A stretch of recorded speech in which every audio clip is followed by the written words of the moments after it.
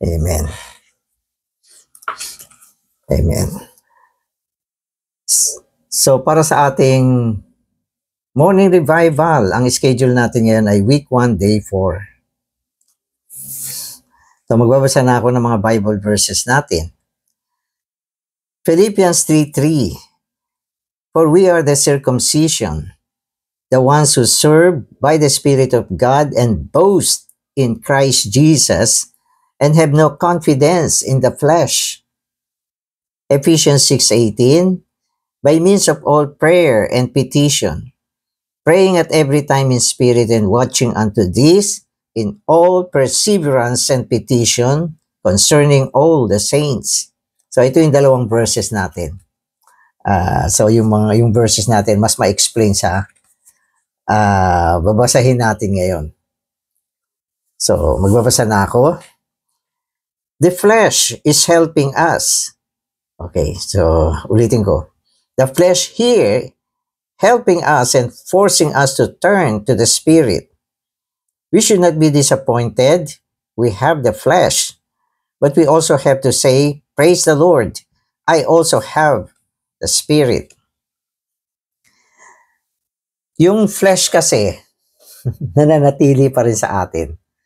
Now, bagamat pwede natin sabihin, tinapos na to ng Panginoon sa krus eh. Pero hindi inalis ng Panginoon sa atin.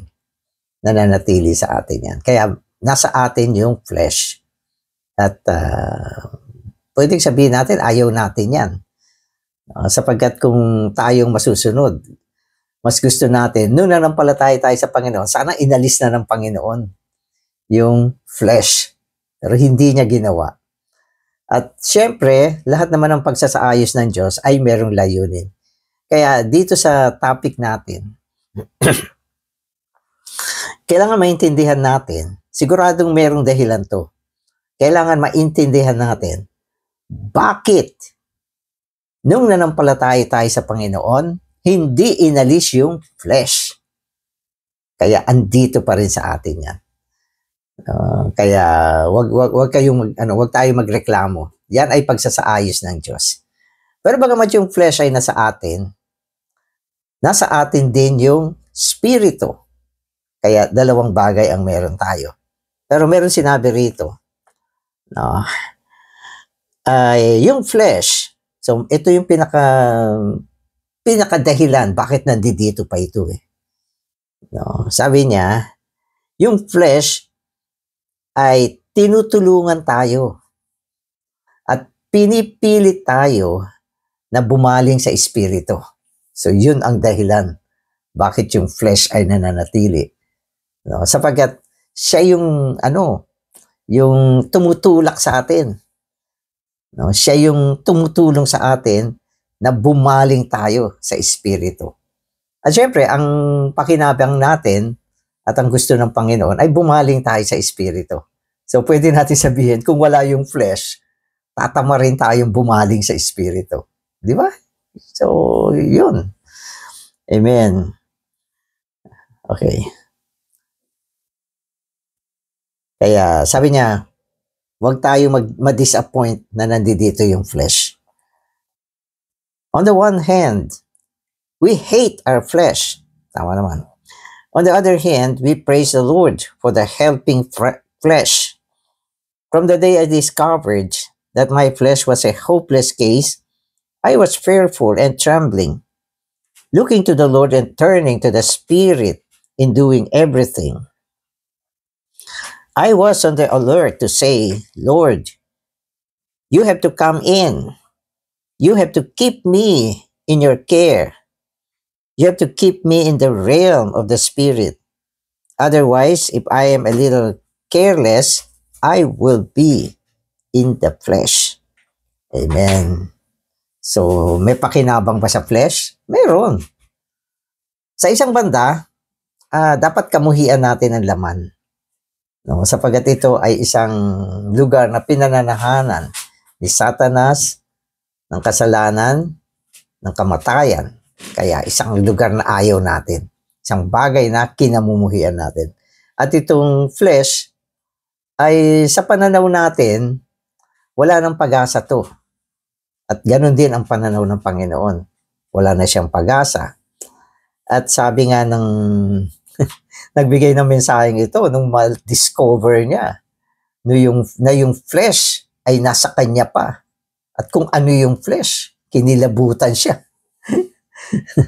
Pero sabi niya, dahil na-discover niya na nandyan yung flesh at ganyan siya kasama, natakot siya, no? Kaya lalo siyang bumaling sa Panginoon. Panginoon, tulungan mo ko. Alagaan mo ko. No, gusto kong manatili sa iyo. No, tama naman yon. So yung ganong karanasan. Sapagkat kung nagkamali tayo, mahuhulog talaga tayo sa laman.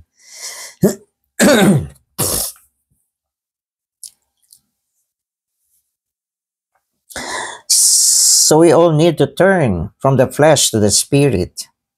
We need to realize that the flesh is a hopeless case and that it is here for our good.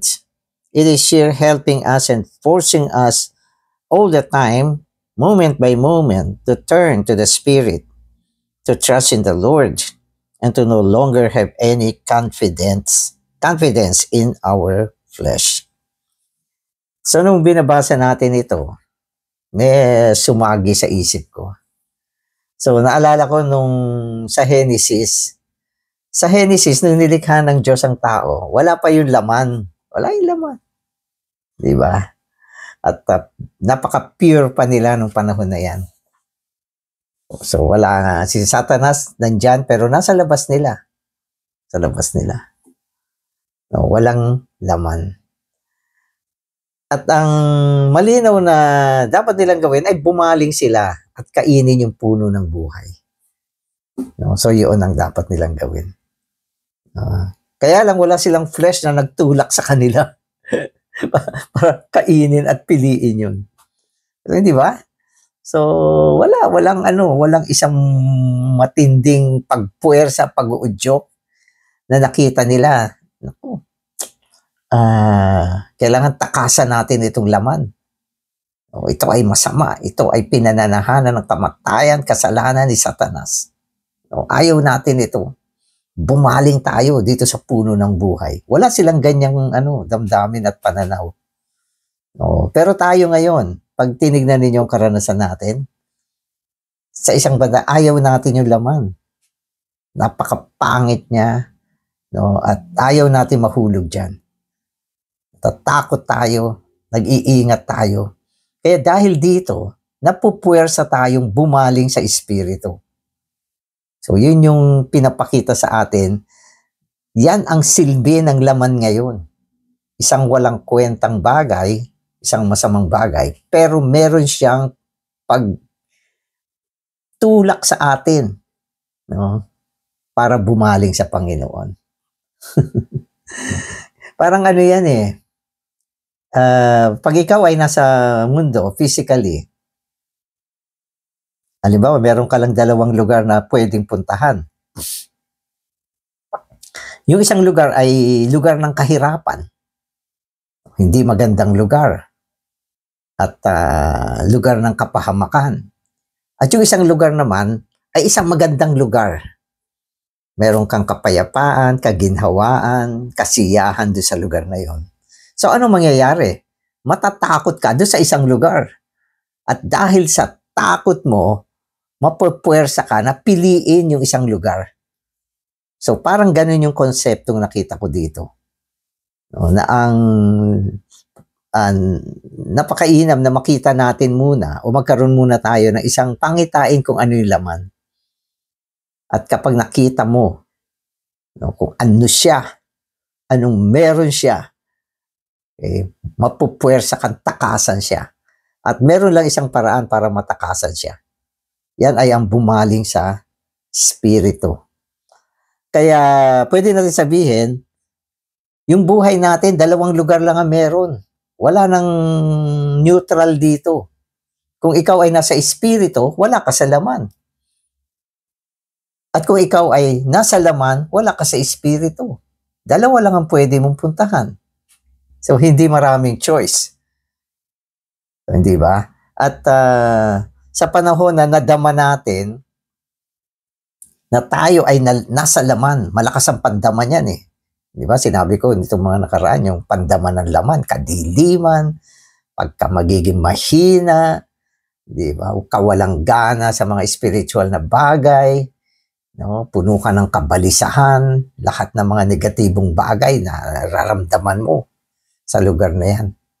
No? Dahil diyan, magkakaroon ka ng isang damdamin na tatakas ako rito, aalis ako rito. At ang pupuntahan mo lang ay ang espiritu. Ang espiritu. Kaya maganda din. Natutulungan tayo. Kaya matalino rin ang Diyos eh. Matalino rin. So naalala ko, kasi sa lumang tipan meron itong typolohiya eh. Yung mga Israelites, nung sila ay papasok na doon sa Kanaan, marami mga inhabitants yung lugar, mga Jebusite, kung ano-ano mga site na nandyan, mga primitive na mga nandoon, na mga higante, na mga kung ano-ano mga hadlang na kailangan anuhin muna nila, ubusin muna nila yung mga ano na yan, yung mga higante na yan. No, bago nila maangkin yung lupa ng Kanaan. At sa isang mensahe ni Brother Lee, binanggit niya, lahat ng mga inhabitants na ito ay tumutukoy sa laman. At yung mabuting Kanaan, tumutukoy sa espiritu, yung mabuting lupa. Na para mapasok mo yung mabuting lupa, i-eliminate mo muna lahat yung mga yung mga inhabitants. No? At doon sinabi niya, yung Christian life natin, ganyan din. No? Nananatili yung laman upang mapuwersa tayo na bumaling sa espiritu. So, yun yung pinapakita sa atin. Amen. We all need to turn from the flesh to the spirit. We need to realize that the flesh is a hopeless case, and that it is here for our good. It is here helping us and forcing us all the time, moment by moment, to turn to the Spirit, to trust in the Lord, and to no longer have any confidence in our flesh. So, nabasa ko na to. So, today's reading na ako. We all have to see that judicially, the flesh is over because it was dealt with by Christ on the cross. With it still remains with us because of our Father's wisdom. But it still remains with us because of our Father's wisdom. Whether we are happy or unhappy, the flesh helps us to turn to Christ in the Spirit and have no more confidence in the flesh. So, yan, malinaw yan. Ang silbi ng laman, okay, ay upang ibaling tayo kay Kristo na siyang Espiritu at huwag na tayo magtiwala pa sa laman. Huwag mo nang pagkatiwalaan yan. No? We must be alert all the time to turn to our spirit. The Lord does not care for whether or not we have a victory. The Lord cares for only one thing, that we gain Christ. Because we are afraid of the flesh, we turn to our spirit and gain Christ. So, ang pagtatamo kay Kristo ay sa pamamagitan ng pagbaling sa espiritu. So, yun ang goal ng Panginoon. No, ang gusto niya, wala namang maraming gusto ang Diyos eh. Ang gusto lang niya sa buhay natin, bumaling ka sa espiritu. At mula sa pagbaling mo sa espiritu, tatamuhin mo si Kristo. No, so, wag ka na mag-goal ng kung ano-ano pa. Wag mo na sabihin sa sarili mo, naku, gusto ko maging matagumpay ako. O maging mabuti akong tao, o isang taong puno-puno ng moralidad, etika. Wag mo na i-goal yan. No, baka mabaling ka lang sa flesh. Ang mindset natin, dapat bilang isang Kristiyano ay ilagak ang ating kaisipan sa espiritu. So yun ang ibig sabihin ng bumaling sa espiritu. Okay, sabi rito, turn to your spirit. What is to turn to our spirit? To turn to our spirit is to set our mind in the spirit. Yung pagbaling, yun yung setting ng ating kaisipan sa espiritu. So yun yung switching natin. So yun yung logging natin. Log in.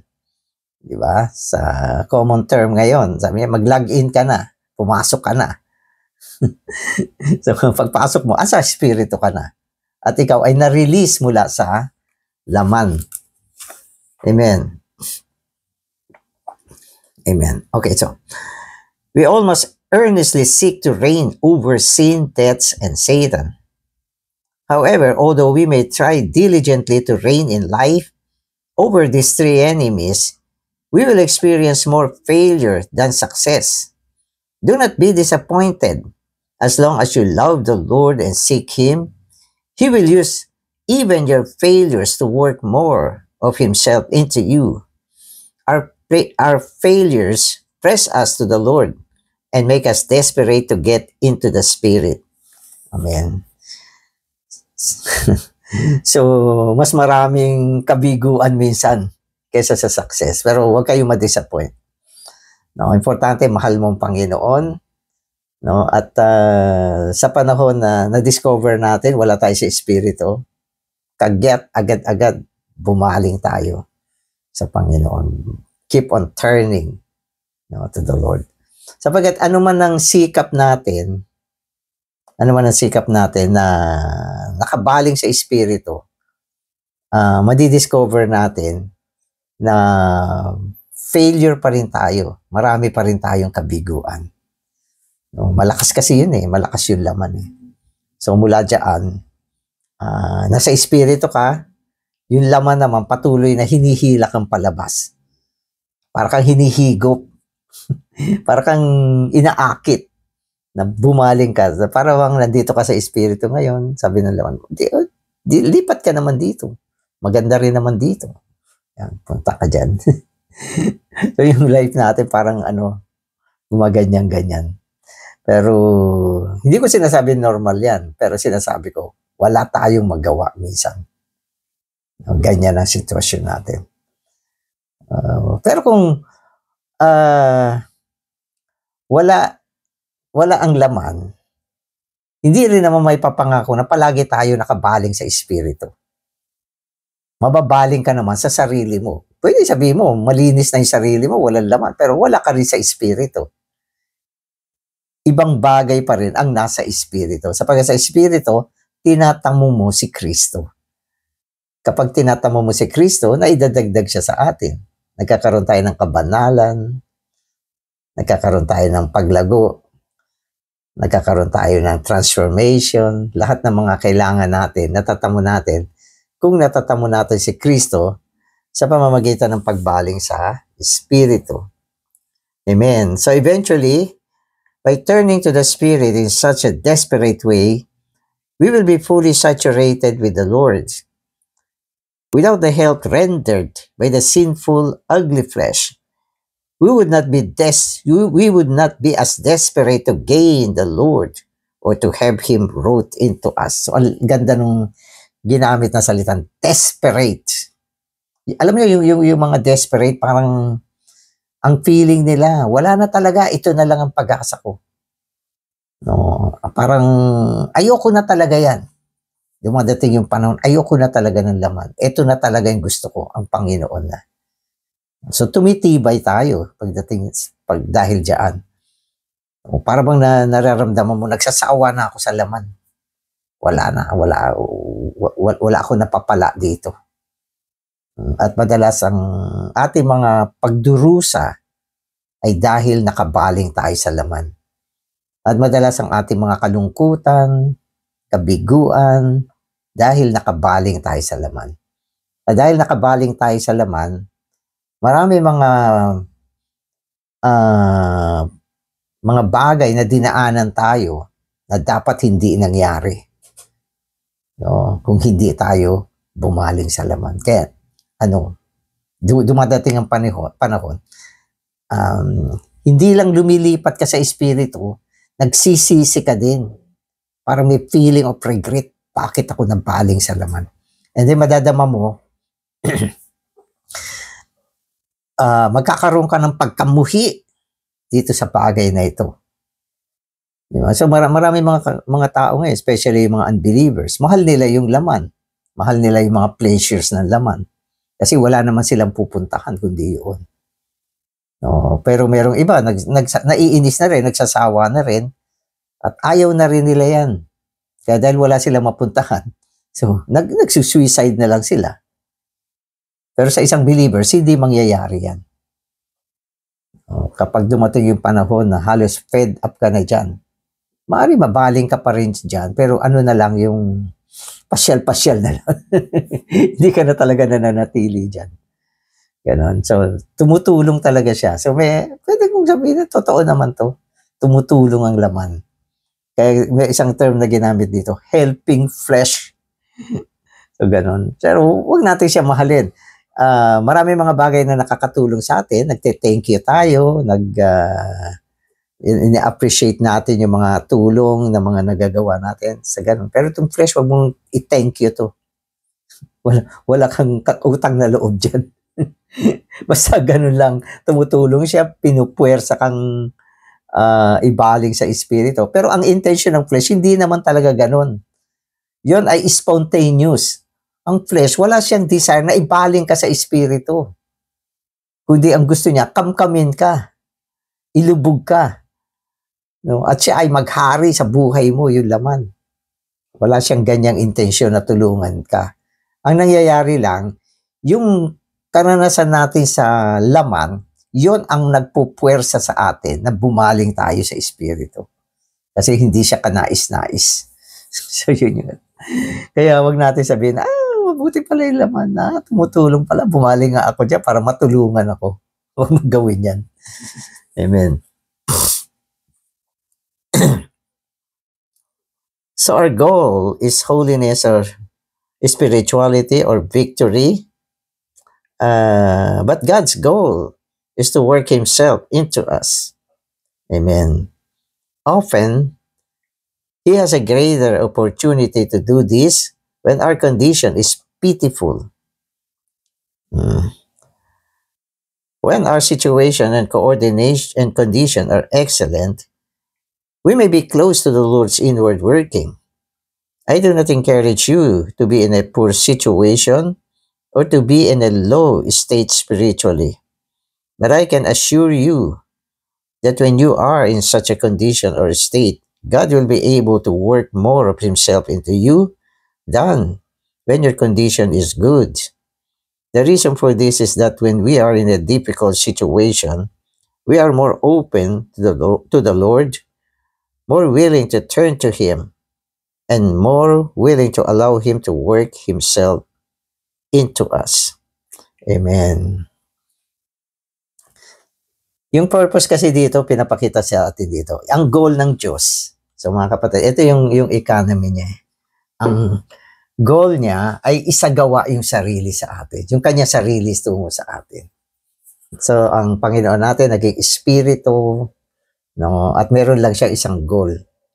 Yan ay ang isagawa ang kanyang sarili sa atin. So in English, it is to work Himself into us. So yun ang unique goal. So tayo naman, minsan hindi naman yun ang goal natin eh. Magaganda rin yung goal natin, maging spiritual ako. No, para baka sa ibang araw, maging ko, maging malaking spiritual na tao sa gitna ng mga kapatid. Ito, nagkatulad ng may ministeryo, ganyan. So, maging banal ako. Maging tingalain ako ng mga tao. Naku, si brother, napakabanal. Pero hindi yan yung goal ng Diyos. Hindi yan. Ang goal ng Diyos, simple lang. Gusto niyang isagawa yung sarili niya sa iyo. Pero para magawa niya yan, kailangan maging open ka sa Kanya. Maging open ka sa Kanya. Kaya tayo ay mayroon dalawang kondisyon, binanggit dito. May isang kondisyon na maganda yung situation natin. Siguro na palagi ka na sa espiritu at gumagawa ka ng kabanalan, maganda naman yung so hindi ka gumagawa ng mga kalikuan sa buhay. Maaaring hindi ka na nagagalit, hindi ka na nagmurmur, hindi ka na mareklamo, marunong ka na sa maraming magagandang bagay. Malapit naman tayo sa Panginoon sa panahon na yan. Pero ang sinasabi niya rito, sa panahon na tayo ay nasa difficult situation, alam mo yung difficult situation, yung nahihirapan ka. Yun yung panahon na mas bukas ka sa Panginoon. Sa panahon ng mga pagdurusa. Pero hindi naman tayo inuudyukan na para maging difficult yung situation mo, bumaling ka sa laman. Hindi naman. Kailangan maintindihan natin to. At pwede natin sabihin, mas mahirap yung sitwasyon natin sa panahon na nasa laman tayo. Mahirap. May mga kapatid na minsan mas pinipili yung buhay na alam nila ang daan ay buhay ng laman. Meron akong mga alam na ganyan. Ano po, yung mga bisyo. Alam niyo yung mga bisyo. Pag-inom, pagsusugal, pambababae, pagpunta sa mga lugar na hindi naman dapat puntahan ng mga believer. Siyempre yan ay malinaw na daan ng laman. Nawawala yung kanilang enjoyment sa Panginoon. Pero madalas, dadaling ka ng ganyang uri ng pamumuhay sa isang difficult situation. Mahirap na sitwasyon. At isa pa, may mga tao naman na sila ay nagiging rebelde sa eklesiya. Hindi nagpapasakop. Nadadala tuloy sila sa isang sitwasyon na sila ay nasa laman at nawawala yung kanilang magandang pamumuhay sa loob ng eklesiya. Kaya ito yung mga ilang sitwasyon na mahirap dahil sa laman. Pero sa panahon na yan, ang tao, dahil sa kanyang mahirap na sitwasyon, biglang bubukas siya sa Panginoon. Panginoon, ayoko na nito, Panginoon. At diyan, gagawa ang Panginoon sa buhay niya ng matinding paggawa.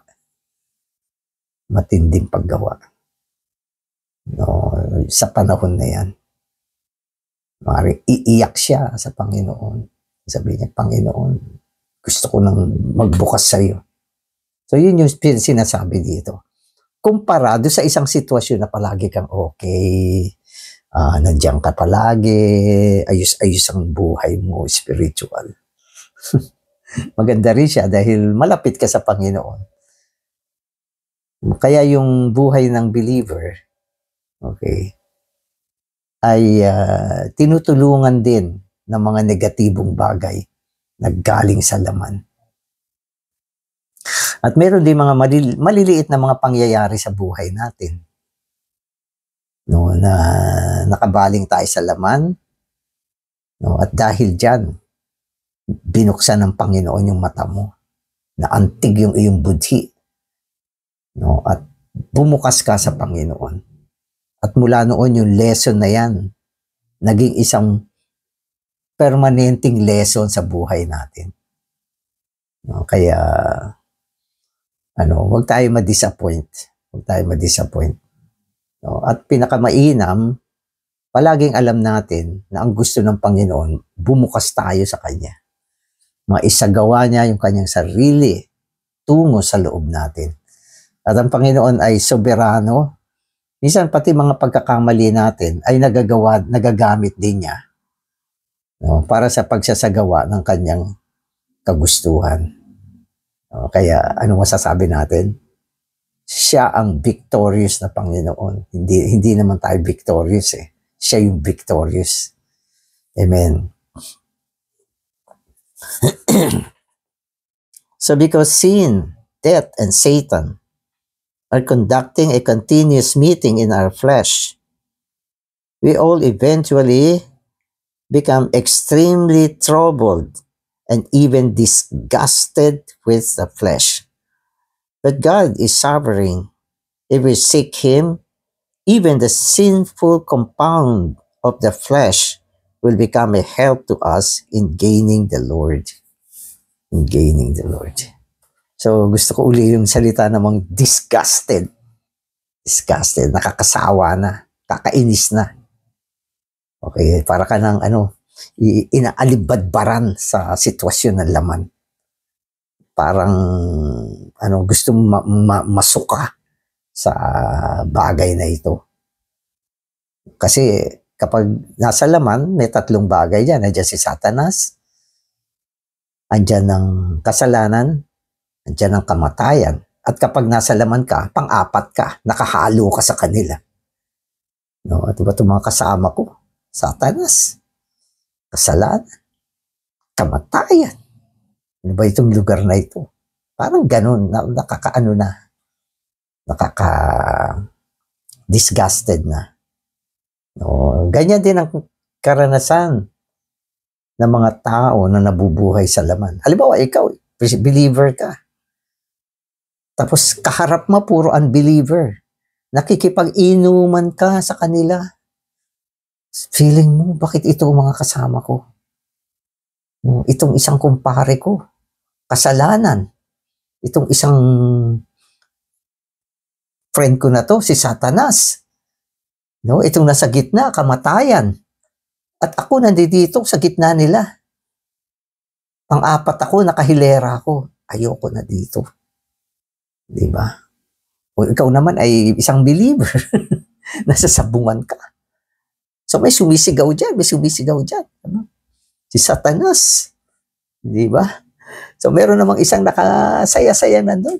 Si kasalanan. At nakikita mo dyan? Kamatayan. Anong ginagawa ko rito? Diba? Panginoon, bakit ako nandito? So yun yung feeling na being disgusted. Nakakainis na. Diba? Alam mo, lahat ng tao sa bahay mo pumunta sa meeting, naiwan ka